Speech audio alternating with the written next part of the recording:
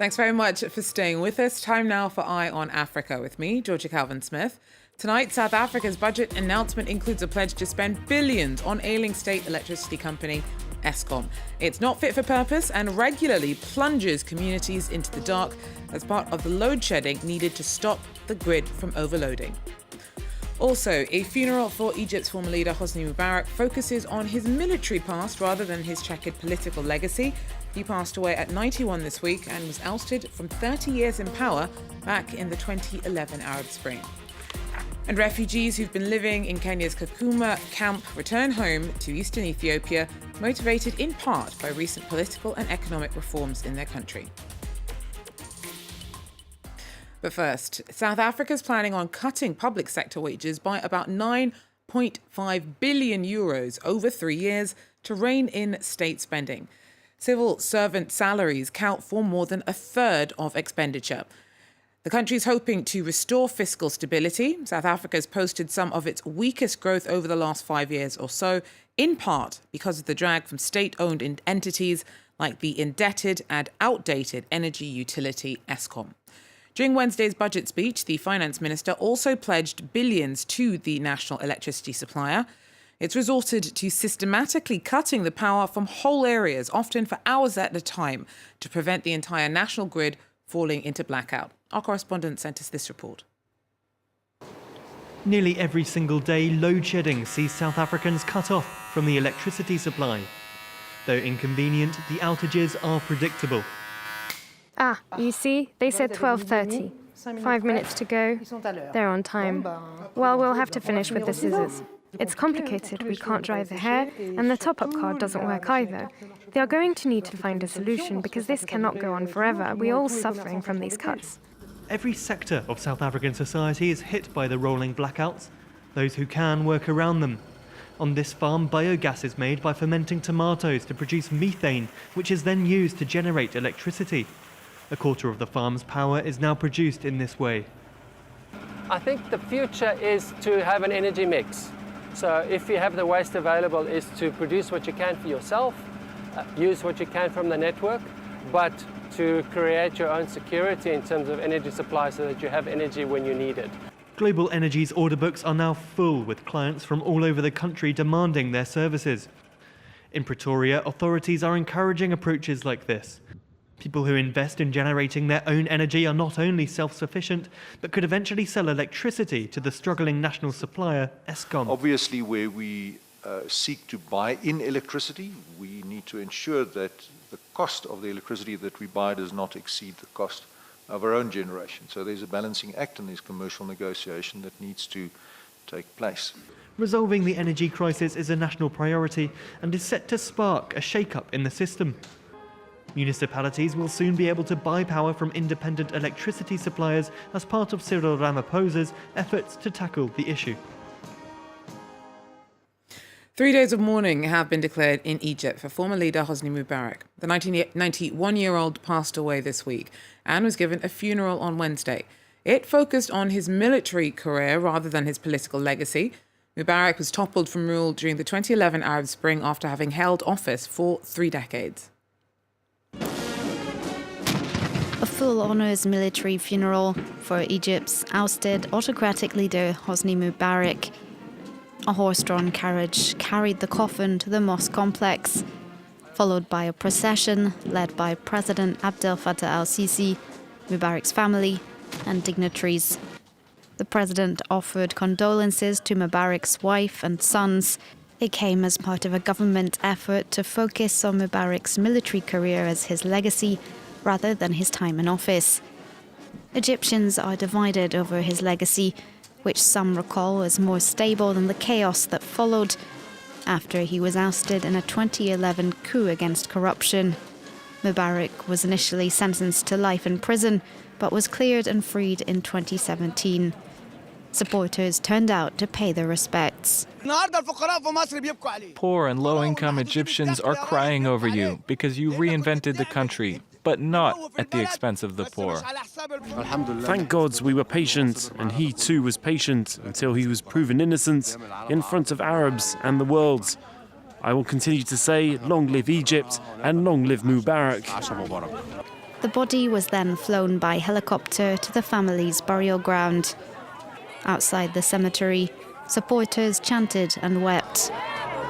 Mubarak died this Tuesday in intensive care, weeks after undergoing surgery. The presidency declared 3 days of national mourning. Now, key participants due to take part in UN-hosted peace negotiations for Libya stayed away from talks in Geneva on Wednesday. Representatives from the eastern-based parliament, backed by Commander Khalifa Haftar, and representatives from the UN-recognised unity government in Tripoli were meant to meet to discuss ending fighting in the Libyan capital. Haftar's forces launched an offensive there last April.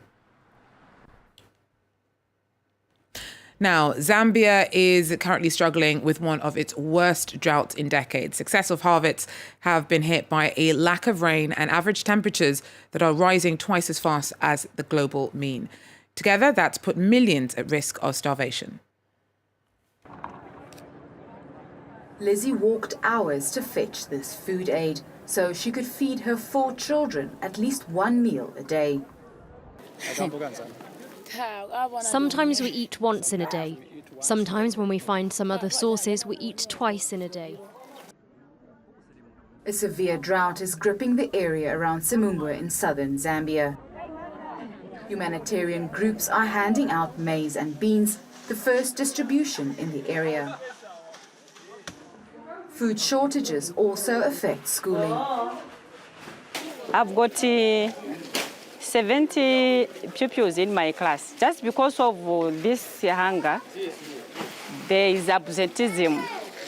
Like for today, there were only 30 pupils in my class out of 70.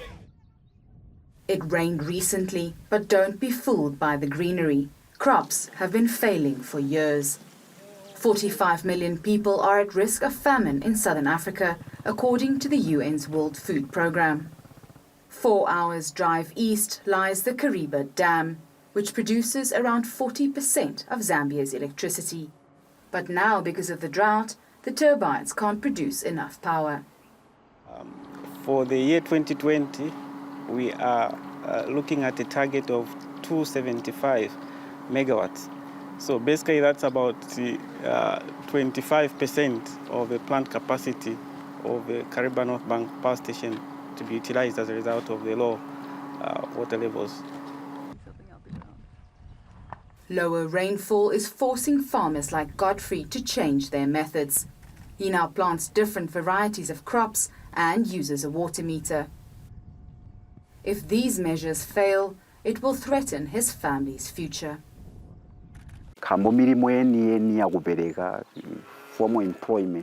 There are no formal jobs in Zambia, so we have to farm to have food to eat.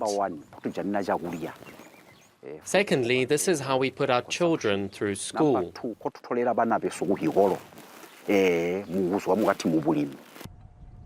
From a daily meal to school attendance and economic growth, climate change has spiraling effects that are hard to stop. Well, the raft of changes brought in Ethiopia under Prime Minister Abiy Ahmed since he came to power in 2018 has prompted refugees to return. Many are heading back from Kenya's Kakuma camp, and thousands more are expected to follow over this year. Hosni Mubarak has more. It's been a long time coming for Fathi Osman and her family. These Ethiopians are about to board a plane and return to their home country, leaving their refugee status behind them and officially becoming returnees. I came here 2009, I was very young. Even I don't know how to write and how to read. That's why I came here in Kenya. Even I said that Kenya is good here. So I cannot forget even Kenya, but I'm going home. This is the first voluntary repatriation program for Ethiopian refugees in Kenya. It's part of a growing trend of thousands of people who are choosing to go back home, spurred by political and economic reforms taking place inside Ethiopia. After a short flight, this group is finally back in their home country. About 4,000 returnees are expected to follow suit this year. The effort is supported by the UNHCR and the governments of Ethiopia and Kenya. There is a fundamental right for all refugees to return home when they choose to do so. They come home and establish themselves in their families, in their villages where they had to flee from. And UNHCR is really happy today. More than 10,000 Ethiopian refugees in neighboring countries have expressed their desire to return home. For most, it's an opportunity to forget about the brutality of conflict and displacement and to look forward to a new chapter in their lives. Well, that's it for Eye on Africa. Thanks for joining us. Do so again. Take care.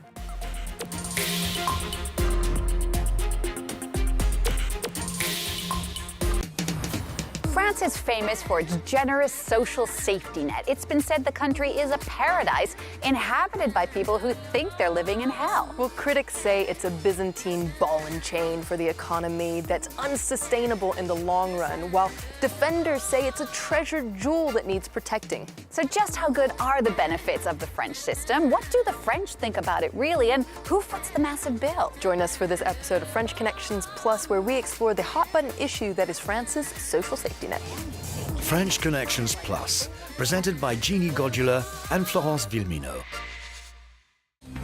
À Abidjan, nos observateurs sont des témoins privilégiés de la transformation de la ville. Souleymana Sanogo dénonce la destruction des quartiers précaires balayés par l'urbanisation galopante. À l'université, Yannick Kofi et ses camarades déplorent leurs conditions d'études souvent difficiles. Quant à Philippe Kabeya, il célèbre chaque jour en images le dynamisme de la capitale économique ivoirienne. The Observer's Direct on France 24 and France24.com.